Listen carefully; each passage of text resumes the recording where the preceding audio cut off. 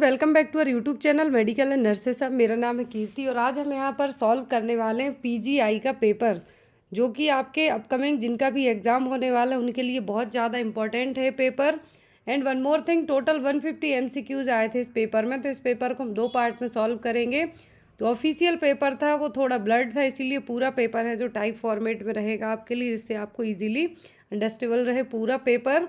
And one more thing, जिनका भी MPCHO का है जो एग्ज़ाम होने वाला है 17 अप्रैल को, हरियाणा का पेपर भी है एंड त्रिपुरा CHO का पेपर भी है, DMER हरियाणा का पेपर भी है। तो सभी के लिए सीरीज़ ऑलरेडी चैनल पर अपडेट की जा रही हैं।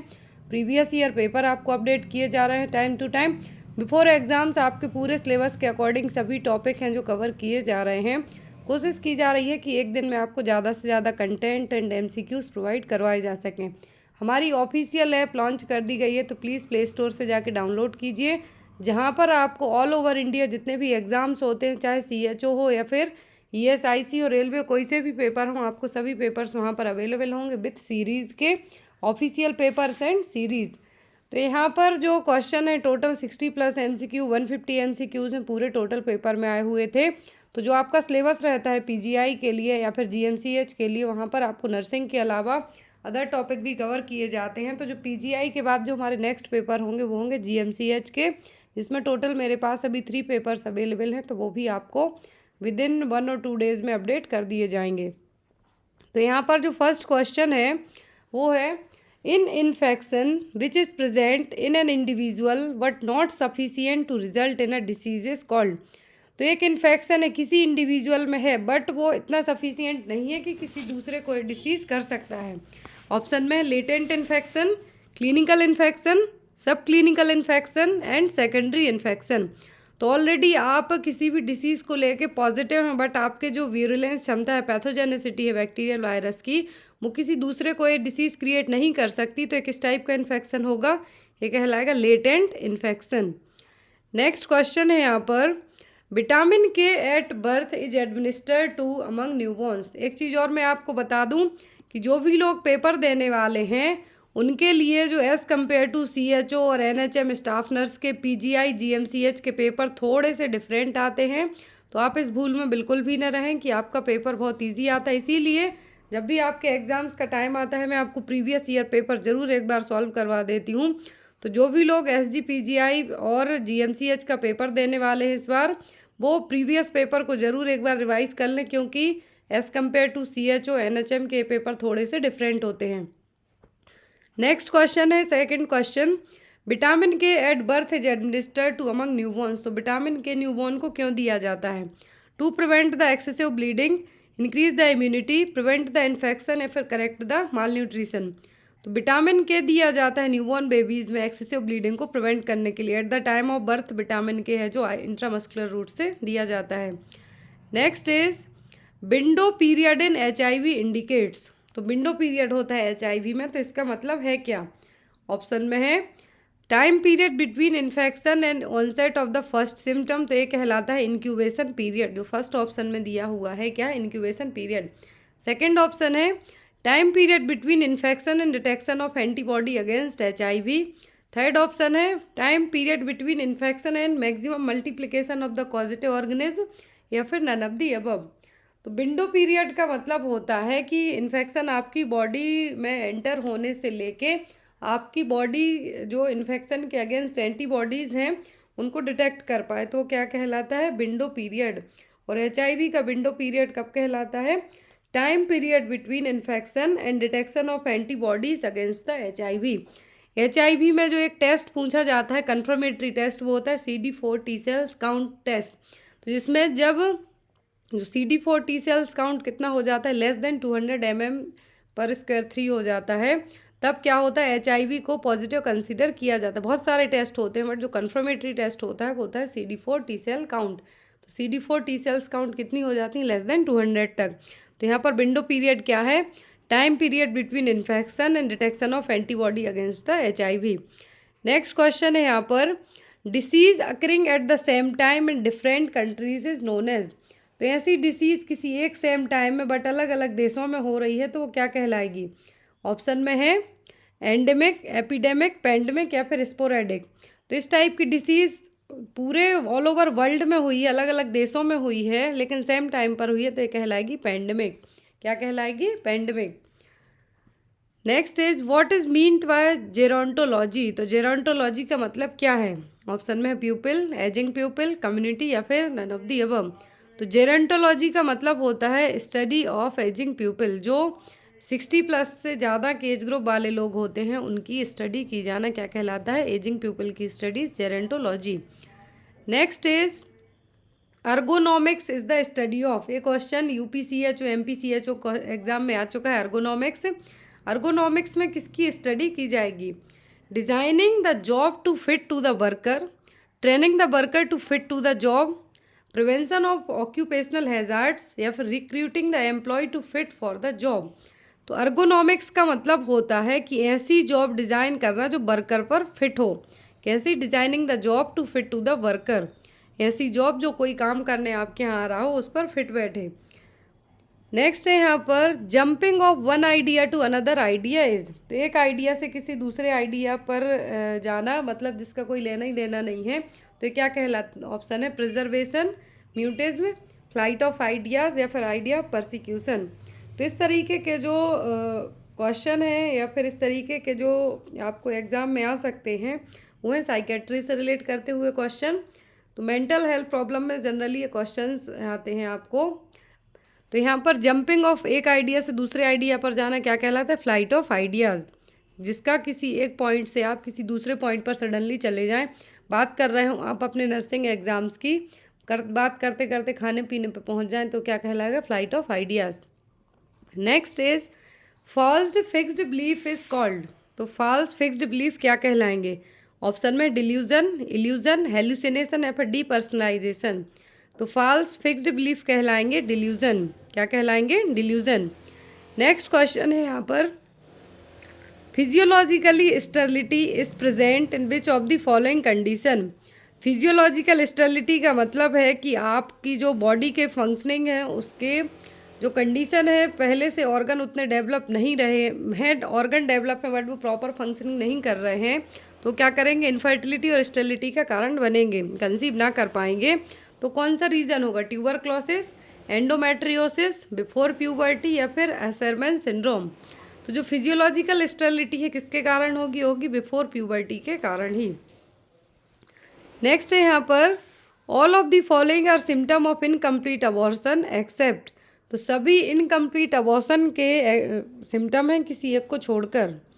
ऑप्शन में है हिस्ट्री ऑफ ब्लीडिंग पर vagina, uterine size less than period of amenorrhoea, closed cervical ओस या फिर history of passage of products of conception. तो इनकम्प्लीट अबॉर्शन के सिम्टम क्या हैं? सब हैं किसी एक को छोड़कर। तो इनकम्प्लीट अबॉर्शन में सर्वाइकल ओस क्लोज नहीं रहेगी, यहाँ पर सिम्टम सब हैं किसी एक को छोड़कर। तो जब इनकम्प्लीट अबॉर्शन होगा तो सर्विक्स क्या रहेगी? ओपन रहेगी। कंप्लीट अबॉर्शन है उसके सिम्टम सभी हैं किसी एक को छोड़कर। तो ऑप्शन में हिस्ट्री ऑफ ब्लीडिंग पर वेजाइना तो ये होगा, and uterine size less than period of amenorrhoea ये भी रहेगा, और जो सर्वाइकल ओस है वो ओपन होगी ना कि क्लोज होगी। History of passage of products of conception, तो जो कंसेप्शियस प्रोडक्ट है वो भी क्या होगा? बाहर निकलेगा। तो क्या हो जाएंगे? इनकम्प्लीट अबॉर्शन के सिम्टम हो जाएंगे। कुछ मटेरियल, कंसेप्शियस मटेरियल अंदर रहेगा बट इनकम्प्लीट अबॉर्शन के सिम्टम में सभी होंगे। सर्वाइकल ओस ओपन होगी ना कि क्लोज होगी, इसीलिए यहाँ पर आपका आंसर क्या होगा? Close the cervical os. Next question है यहाँ पर what is the upper limit of pregnancy up to which MTP can be done in India as per MTP act 1971। 1971 में जो MTP एक्ट आया था उसके अकॉर्डिंग जो मेडिकल टर्मिनेशन ऑफ प्रेगनेंसी है वो कितने वीक की हो सकती है? ऑप्शन में 18 वीक, 20 वीक, 22 वीक या फिर 24 वीक। तो MTP एक्ट 1971 के अकॉर्डिंग जो अबॉर्शन है वो कब तक हो सकता है? 20 वीक की प्रेगनेंसी तक।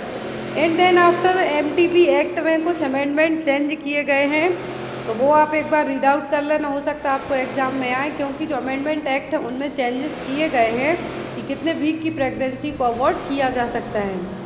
नेक्स्ट है यहाँ पर which of the following is the screening method for cervical cancer. तो सर्वाइकल कैंसर के लिए स्क्रीनिंग मेथड कौन सी है? कैंसर 125, जो यहाँ पर CA कार्सिनोमा एंटीजन है 125, पेप स्मीयर, सर्वाइकल बायोप्सी या फिर ultrasound of uterus and abdomen.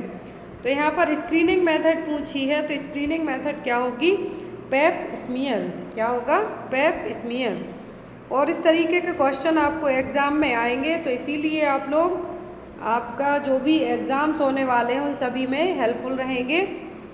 तो जो यहाँ पर जो कैंसर एंटीजन है आपको ओवरी के, यूट्राइन कैंसर, सर्वाइकल कैंसर और ब्रेस्ट कैंसर के आते हैं, तो आपको एक बार रीड आउट कर लेना है। नेक्स्ट क्वेश्चन है यहाँ पर, which gas is used for pneumoperitoneum in case of laparoscopy. तो लेप्रोस्कोपी में कौन सी गैस यूज़ की जाएगी? इन्फ्लेट करने के लिए एब्डोमेन को इन्फ्लेट किया जाता है लेप्रोस्कोपी में, कौन सी गैस को यूज़ करेंगे? ऑप्शन में कार्बन डाइऑक्साइड, ऑक्सीजन, हाइड्रोजन या फिर नाइट्रोजन ऑक्साइड। तो लेप्रोस्कोपी में एब्डोमेन को इन्फ्लेट करने के लिए जो गैस यूज़ की जाती है वो होती है CO2। बहुत ही रेयर केस में नाइट्रोजन ऑक्साइड यूज़ होती है, बट मेनली जो 90% केसेस में यूज़ होती है तो वो क्या है? Carbon dioxide. नेक्स्ट क्वेश्चन है यहाँ पर, which of the following is an indication for antenatal administration of glucocorticoids. तो एंटीनेटल एडमिनिस्ट्रेशन किया जाता है ग्लूकोकॉर्टिकॉइड्स का, तो ये क्यों किया जाता है? एंटीपार्टम हेमरेज के लिए, पोस्टपार्टम हेमरेज के लिए, प्रीटर्म लेबर के लिए या फिर प्री एक्लेम्सिया के लिए। तो antenatal administration that means before delivery के ग्लूकोकॉर्टिकॉइड्स एडमिनिस्टर किए जाते हैं। तो ये क्यों किए जाते हैं? किए जाते हैं प्रीटर्म लेबर के लिए। क्यों? ताकि जो प्रीटर्म लेबर बिफोर 36 और 37 वीक की डिलीवरी हो सकती है, तो उसको थोड़ा सा और एक्सटेंड करने के लिए, जिससे जो लंग्स हैं बेबी के प्रॉपर वर्क कर सकें, उसके लिए क्या दिया जाता है? ग्लूकोकॉर्टिकॉइड्स को एडमिनिस्टर किया जाता है। मेनली प्रेडनिसोलोन किया जाता है, बट जो ग्लूकोकॉर्टिकॉइड्स की जितनी भी मेडिकेशन आती हैं, जो ग्लूकोकॉर्टिकॉइड्स क्या है? केमिकल नेम है, देन इसके अंदर जितनी भी मेडिकेशन रहेंगी वो यहाँ पर दी जा सकती हैं। तो ग्लूकोकॉर्टिकॉइड्स क्यों दिया जाएगा? प्रीटर्म लेबर को एक्सटेंड करने के लिए। नेक्स्ट है यहाँ पर, which condition is associated with down syndrome.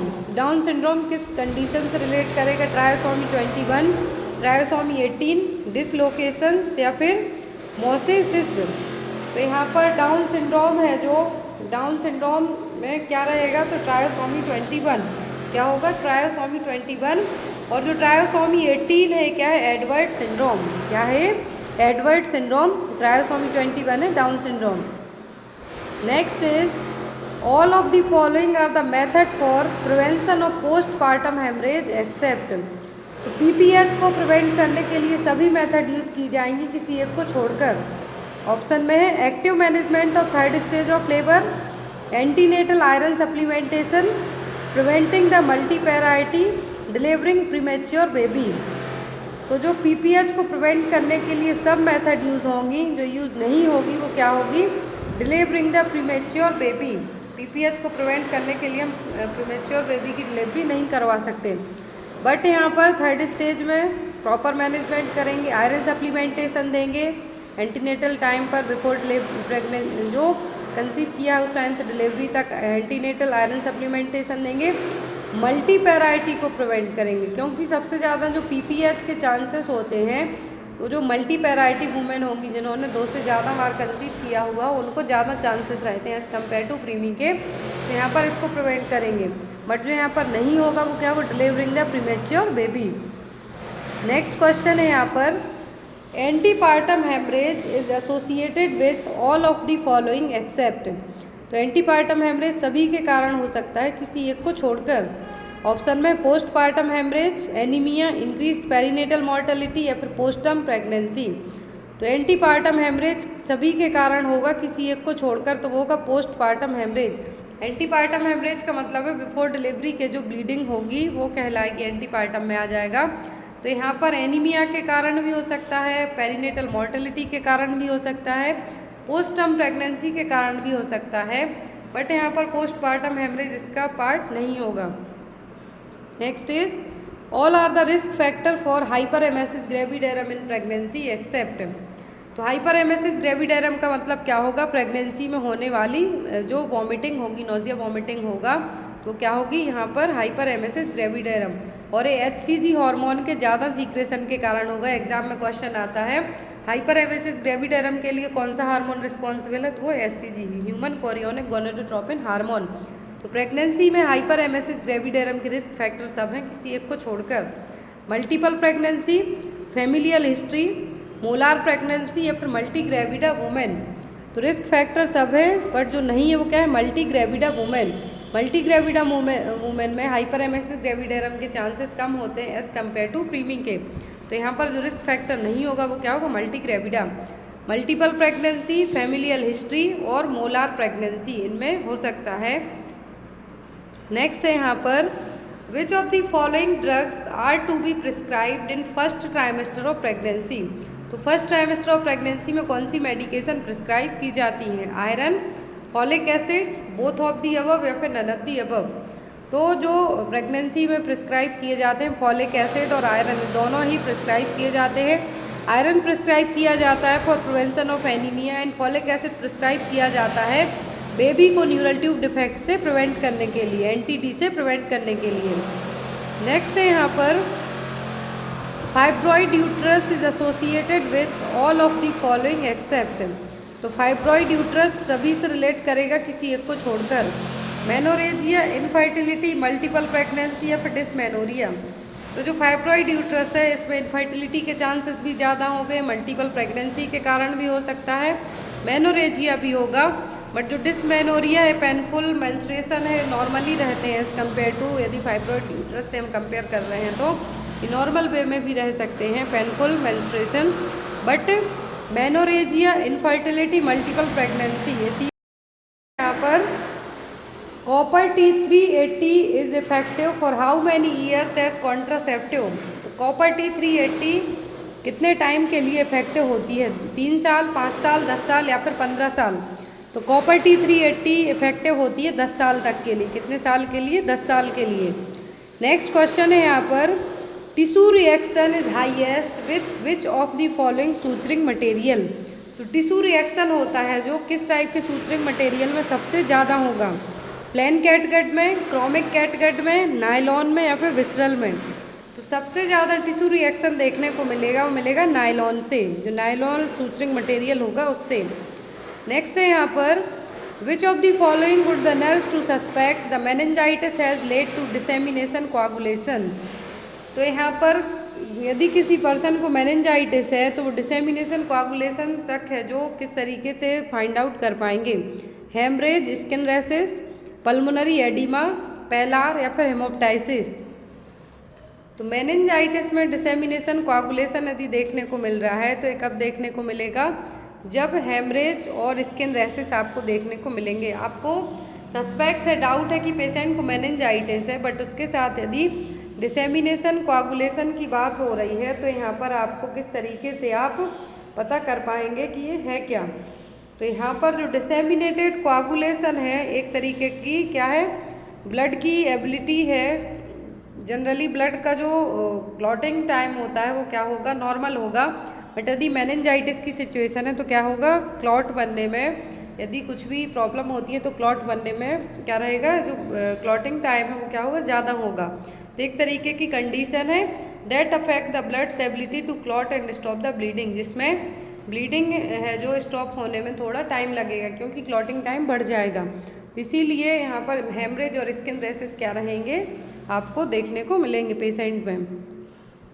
Next is the most common disorder seen by health care professionals are.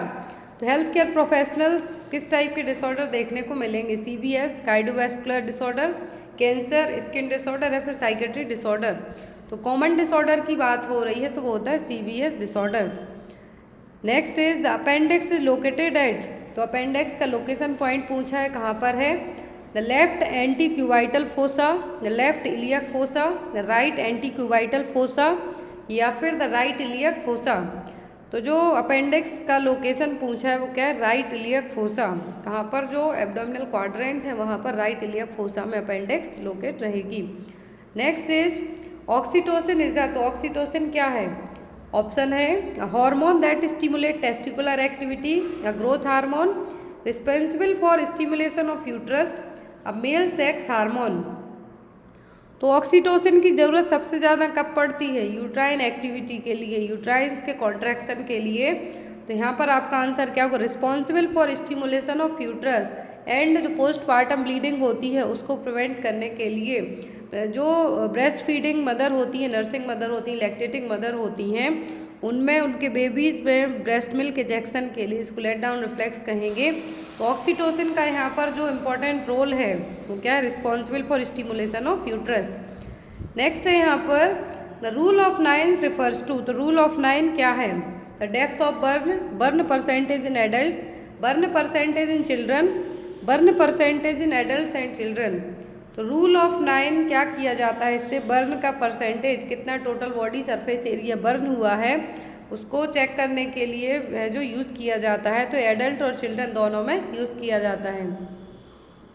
Next is shock can be defined as, shock को आप किस तरीके से डिफाइन कर सकते हैं, hypotension, hypoperfusion of tissue, hypoxaemia या फिर ऑल ऑफ दी अबव। तो शॉक में सभी साइन देखने को मिलेंगे, हाइपोटेंशन होगा, हाइपोपरफ्यूजन ऑफ टिश्यू होगा, हाइपोक्सेमिया होगा। तो यहाँ पर आपका आंसर क्या होगा, all of the above. Next is the most commonly involved cranial nerve in the diabetes, तो डायबिटीज़ में कॉमनली कौन सी क्रेनियल नर्व इन्वॉल्व होगी, 3rd, 2nd, 5th या फिर 6th है।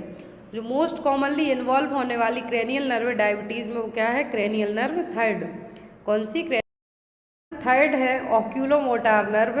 ये क्या होती है, सबसे ज़्यादा अफेक्ट होती है किसमें, डायबिटीज़ में इन्वॉल्व होने वाली क्रेनियल नर्व पूछा है, जिससे जो डायबिटिक पेशेंट हैं जिनमें क्रेनियल न्यूरोपैथी देखने को मिलती है, तो जनरली ऑक्यूलोमोटार नर्व या फिर क्रेनियल नर्व 3rd के कारण देखने को मिलेगी। नेक्स्ट है यहाँ पर in case of hyperthyroidism which of the following is increased, तो हाइपरथायरॉयडिज्म में क्या इंक्रीज्ड होगा, T3, T4, TSH या फिर ऑल ऑफ दी अबव। तो हाइपरथायरॉयडिज्म में जो T3 हार्मोन है वो सबसे ज़्यादा इंक्रीज होता है, हाइपोथायरॉयडिज्म में TSH का लेवल ज़्यादा होता है, बट यहाँ पर हाइपरथायरॉयडिज्म में T3 का लेवल क्या रहेगा, ज़्यादा होगा। बाकी T4, TSH कम रहेंगे, बट T3 क्या रहेगा, ज़्यादा इंक्रीज रहेगा। Next is the most common congenital heart valve defect is, तो सबसे ज़्यादा जो कंजेनाइटल हार्ट वाल्व डिफेक्ट है वो कौन सा है, bicuspid aortic valve, mitral valve prolapse, mitral stenosis या फिर पल्मोनरी स्टेनोसिस। तो जो सबसे ज़्यादा होने वाला कंजेनाइटल हार्ट वाल्व डिफेक्ट है वो क्या है, mitral stenosis. Next is jaundice is usually not associated with, तो जॉइंटिस में क्या है जो इंक्लूड नहीं होगा, ऑप्शन है यहाँ पर हेपेटाइटिस A, B, C या फिर E। तो जॉइंटिस में जो रिलेट नहीं कर रहा है वो क्या होगा, हेपेटाइटिस C, क्या होगा, हेपेटाइटिस C, क्योंकि जो हेपेटाइटिस C है मेनली ब्लड ट्रांसफ्यूजन के कारण होगा, बाकी ये सभी हो सकते हैं, बट जो जॉइंटिस रिलेट नहीं करेगा किससे, हेपेटाइटिस C से। Next is all are complication of massive blood transfusion except, तो मैसिव ब्लड ट्रांसफ्यूजन के सभी कॉम्प्लिकेशन, यदि किसी को ज़्यादा ब्लड ट्रांसफ्यूज होता है तो कॉम्प्लिकेशन डेवलप हो सकते हैं जो, बट किसी एक को छोड़कर, ऑप्शन में हाइपरकैलेमिया, एल्किलोसिस, हाइपरकैल्सेमिया या फिर हाइपोथर्मिया। जो सभी कॉम्प्लिकेशन होंगे बट हाइपरकैल्सेमिया नहीं होगा, हाइपोकैल्सेमिया के चांसेस रहते हैं, हाइपरकैल्सेमिया के नहीं होते। हाइपोथर्मिया हो जाता है, एल्किलोसिस होगा, हाइपरकैलेमिया होगा, बट हाइपरकैल्सेमिया नहीं होगा।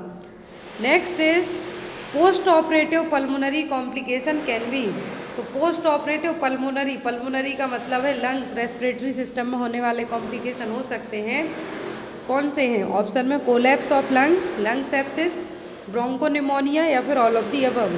तो कोलैप्स ऑफ लंग्स होने के चांसेस ज़्यादा होते हैं, एटेलेक्टेसिस जिसको हम कहेंगे, लंग एप्सिस होने के चांसेस होंगे, ब्रोंकोनिमोनिया हो सकता है। तो यहाँ पर आंसर होगा आपका all of the above. Next one is most common site for carcinoid tumour, तो कार्सिनोइड ट्यूमर के लिए कॉमन साइट क्या होगी, ड्यूडेनम, जेजुनम, इलियम या फिर अपेंडिक्स। जो कॉमन साइट पूछी है वो क्या होगी, ileum. Next is normal value of serum urea, तो सीरम यूरिया की नॉर्मल वैल्यू क्या है, 5 to 20 mg पर DL, 30 to 45 mg पर DL, 35 to 50 mg पर DL या फिर 40 to 60 mg पर DL। तो नॉर्मल वैल्यू होगी सीरम यूरिया की 5 से 20 mg पर DL तक। Next is petechiae is frequently observed in, petechiae यहाँ पर एक साइन कहा है, तो ये किस में देखने को मिलेगा, gastroenteritis, prostatic hypertrophy, otitis media या फिर ब्लीडिंग डिसऑर्डर में।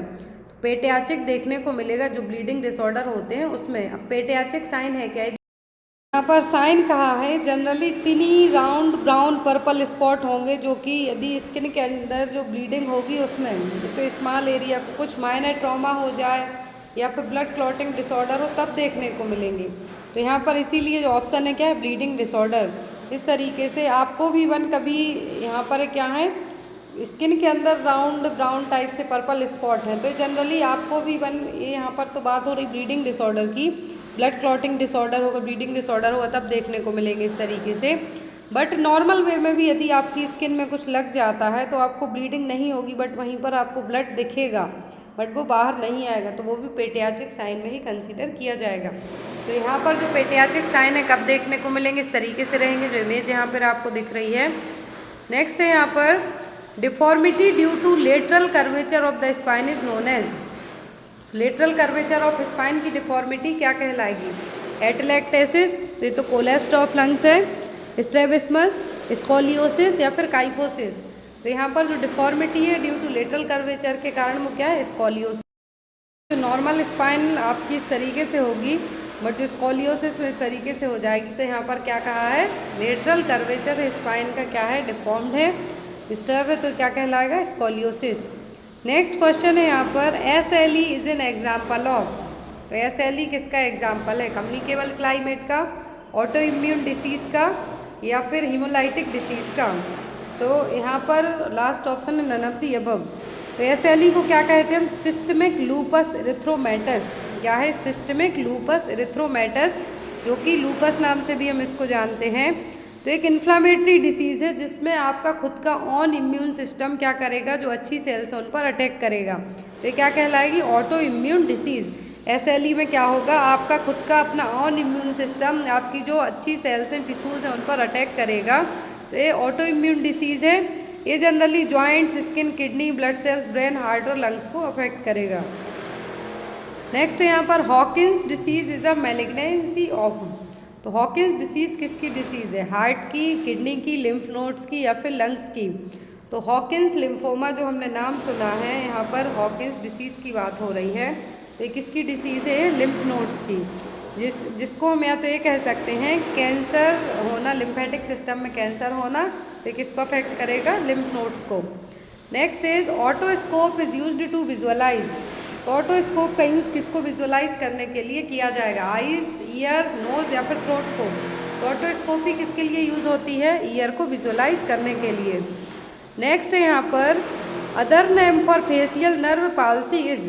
तो फेशियल नर्व पाल्सी का दूसरा नाम क्या है, Bell's palsy, trigeminal neuralgia, dermatophytosis या फिर टर्नर सिंड्रोम। तो यहाँ पर अदर नाम है फेशियल पाल्सी का बेल्स पाल्सी। क्या है, Bell's palsy. Next is drugs to be given during the diarrhoea is. Diarrhoea को ट्रीट करने के लिए कौन सी ड्रग दी जाएगी, कोट्रीमैक्सोल, जिंक, नैलेक्सिक एसिड या फिर सेफिक्सिम, जो कि एंटीबायोटिक है। तो डायरिया के ट्रीटमेंट में क्या यूज़ होता है, जिंक, जिंकोनियम और जिंक यूज़ किया जाता है। कितने दिन तक के लिए, 14 डेज के लिए। ये भी आपको याद रखना है, 2 वीक्स और 14 डेज तक जिंक दिया जाता है। Next is after giving BCG vaccination scar gets formed in. तो BCG वैक्सीन देने के बाद जो स्कार फॉर्मेशन होता है, जो एक ऐसी वैक्सीन, जो BCG वैक्सीन ही है जिसके कारण स्कार का फॉर्मेशन लाइफ लॉन्ग रहेगा। जो BCG वैक्सीन देने के बाद स्कार क्या है जो फॉर्म होगा, 3 डेज, 2 वीक्स, 1 मंथ या फिर 2 मंथ में। तो जो BCG वैक्सीन दी जाती है उसके बाद जो स्कार का फॉर्मेशन होता है कब, 2 महीने के बाद। Next is what is the minimum contact period for sterilisation of Ambu bag with 2% glutaraldehyde. तो एम्बू बैग के लिए आप क्या कर रहे हैं, स्टरलाइज कर रहे हैं 2% ग्लूटाल्डिहाइड से। तो कैथेटर होंगे वो भी 2% ग्लूटाल्डिहाइड से स्टरलाइज किए जाते हैं। तो यहाँ पर एम्बू बैग को कर रहे हैं हम, तो कितने टाइम के लिए रखेंगे इसको स्टरलाइजेशन के लिए ग्लूटाल्डिहाइड में, 20 मिनट, 12 आवर, 24 आवर या फिर 48 आवर। तो यहाँ पर कितने मिनट रखेंगे, 20 मिनट तक। कितना रखेंगे, 20 मिनट तक। नेक्स्ट है यहाँ पर for providing kangaroo mother care the minimum duration of contact should be at least. तो KMC दी जाती है जो न्यूबॉर्न बेबीज़ होते हैं उनको हाइपोथर्मिया से प्रिवेंट करने के लिए, लो बर्थ वेट बेबीज़ के लिए। तो यहाँ पर जो कंगारू मदर केयर दी जाती है तो मिनिमम ड्यूरेशन कितना होगा एक बार में, 30 मिनट, 1 आवर, 2 आवर या फिर 6 आवर। तो मिनिमम ड्यूरेशन की बात हो रही है वो होता है कितना, 1 घंटे तक का, एटलीस्ट 1 आवर तक। 1 सिटिंग में आपको 1 आवर तक है जो कंगारू मदर केयर प्रोवाइड करनी है। KMC आपके फैमिली का कोई भी हेल्दी मेंबर दे सकता है। नेक्स्ट क्वेश्चन है refuse, it is called as.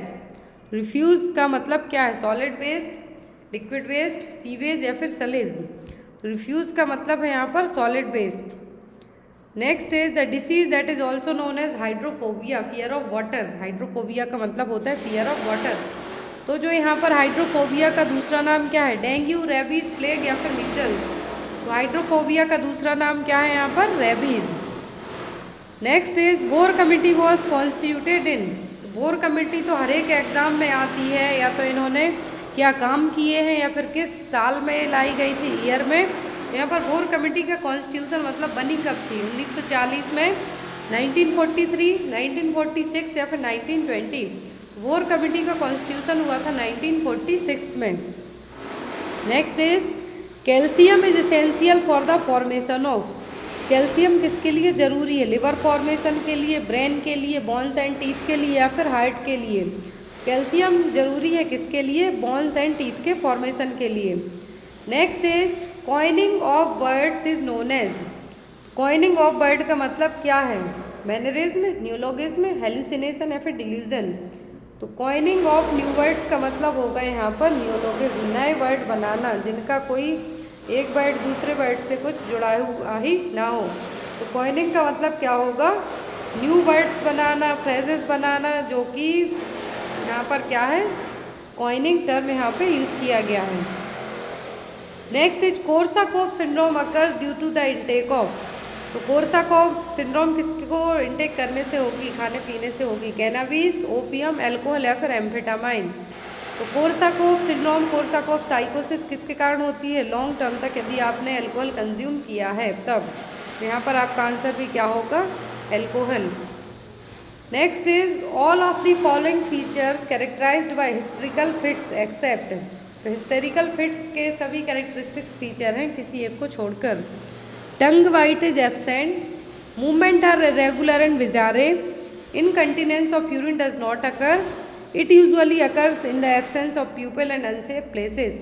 तो जो हिस्टेरिकल फिट्स होते हैं जनरली जब कहीं पर लोग प्रेजेंट ना हो, अनसेफ जगह हो, वहीं पर होने के चांसेस ज़्यादा नहीं होंगे, क्योंकि ये सभी जगह हो सकते हैं। यहाँ पर एक्सेप्ट करके क्वेश्चन कहा है, तो ये टंग वाइट होने के चांसेस इसमें कम रहते हैं। Movement are irregular and bizarre, तो जिसको फिट्स आ रही है उसको नहीं होगा पता कि वो क्या कर रहा है। Incontinence of urine does not अकर, इसके भी चांसेस कम होंगे, बट यहाँ पर कहा है एक्सेप्ट, जो चीज़ नहीं होगी वो क्या है, it usually occurs in the absence of people. Hysterical fits हैं जनरली जब भीड़ भाड़ होगी या फिर कुछ ऐसी जगह होगी जहाँ पर बहुत सारे लोग होंगे, वहाँ पर होने के चांसेस ज़्यादा होंगे। तो यहाँ पर आपका आंसर क्या होगा, डी। नेक्स्ट इज क्रैकिंग और ulceration of the lips and angles of the mouth is known as.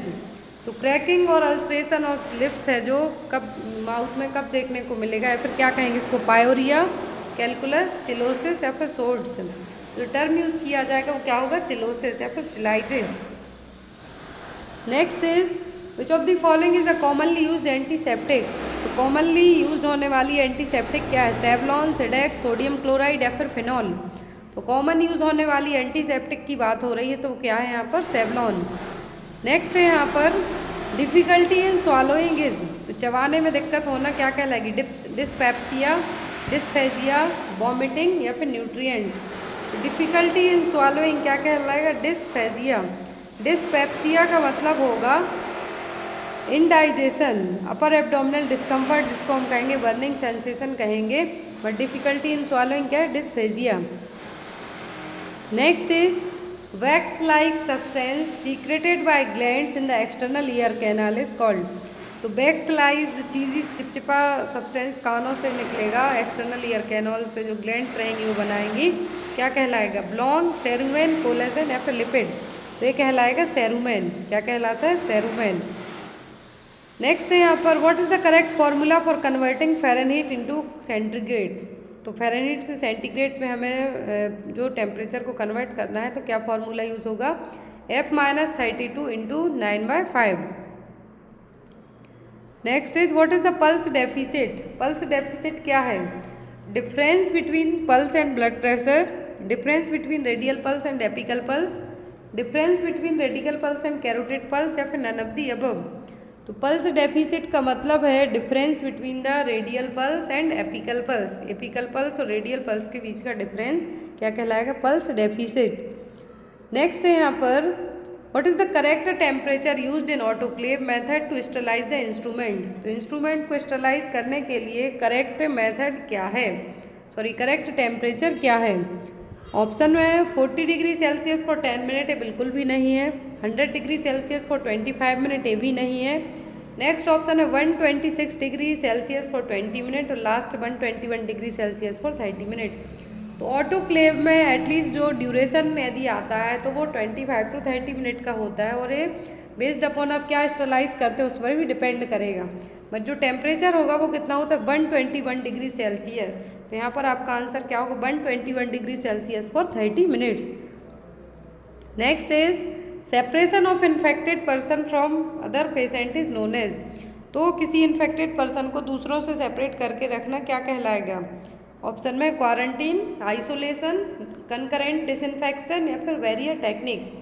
तो इन्फेक्टेड से आप सेपरेट करके रख रहे हैं तो वो होगा आइसोलेशन। यदि किसी हेल्दी पर्सन को ही आप आइसोलेट कर देते हैं तो क्या कहलाएगा, क्वारंटाइन। क्या कहलाएगा, क्वारंटाइन। आप में कोई साइन सिम्टम नहीं है, आप हेल्दी हैं, बट आप किसी इन्फेक्टेड पर्सन के कांटेक्ट में आए हैं तब आप क्या हो जाते हैं, क्वारंटाइन। बट यदि इन्फेक्टेड पर्सन को दूसरों से सेपरेट करते हैं तो क्या होगा, isolation. Next is what is the solution for steam inhalation. Steam inhalation के लिए कौन सा सॉल्यूशन यूज़ किया जाएगा, H2O, टिंचर, बेंजोइंड, या फिर स्प्रिट। तो जो स्टीम इनहेलेशन के लिए हॉट वाटर जनरली यूज़ करते हैं तो क्या है यहाँ पर, H2O। Next is magnesium sulphate is also known as. Magnesium sulphate का दूसरा नाम क्या है, Epsom salt, plaster of Paris, black powder, या फिर आयोडाइज्ड सॉल्ट। मैग्नीशियम सल्फेट को और क्या कहते हैं हम, एप्सॉम सॉल्ट। नेक्स्ट है यहाँ पर which of the following is used to assess the level of consciousness. तो ये सबको पता है, लेवल ऑफ कॉन्शियसनेस किससे चेक होती है, ग्लासगो कॉमा स्केल से। Snellen chart visual activity check करने के लिए होगा। ब्रेडन स्केल जो डेक्यूबिटस अल्सर होते हैं, प्रेशर अल्सर होते हैं, उसके लिए यूज़ किया जाएगा। अपकार स्कोरिंग न्यूबॉर्न बेबीज़ को असेस करने के लिए यूज़ होगा। तो यहाँ पर कॉन्शियसनेस लेवल के लिए ग्लासगो कॉमा स्केल यूज़ की जाती है। Next is what is the appropriate time for the nurse to obtain the sputum specimen for culture. तो एक अप्रोप्रिएट टाइम क्या होगा स्पूटम कलेक्ट करने के लिए, early in the morning, after the patient Yeats a light breakfast, after aerosol therapy, after chest physiotherapy. तो एक obtain sputum culture के लिए जो टाइमिंग होगी वो क्या होगी, अर्ली इन द मॉर्निंग। इस क्वेश्चन का जो लास्ट क्वेश्चन, इसका आंसर आप लोग देंगे। क्वेश्चन है हिस्टेरोसाल्फिंगोग्राफी। हिस्टेरोसाल्फिंगोग्राफी जिसमें यूट्रस, फैलोपियन ट्यूब ऐड हैं, can diagnose all of the following except. तो हिस्टेरोसाल्फिंगोग्राफी से हम सभी को डायग्नोस कर सकते हैं किसी एक को छोड़कर। एंडोमेट्रियम पॉलिप, सब म्यूकस फाइब्रॉइड, या फिर सब सिरोस फाइब्रॉइड, या फिर यूट्राइन सेप्टम। तो इसका आंसर आप लोग कमेंट बॉक्स में देना। नेक्स्ट पार्ट रहेगा वो आज रात में ही आपको अपडेट कर दिया जाएगा। एंड कल आपको मॉर्निंग में जो GMCH के पेपर हैं, बैक टू बैक पूरे पेपर हैं जो सॉल्व करवा दिए जाएंगे 2015 से लेके 2019 तक जो भी एग्ज़ाम हुए हैं। Thank you for watching us.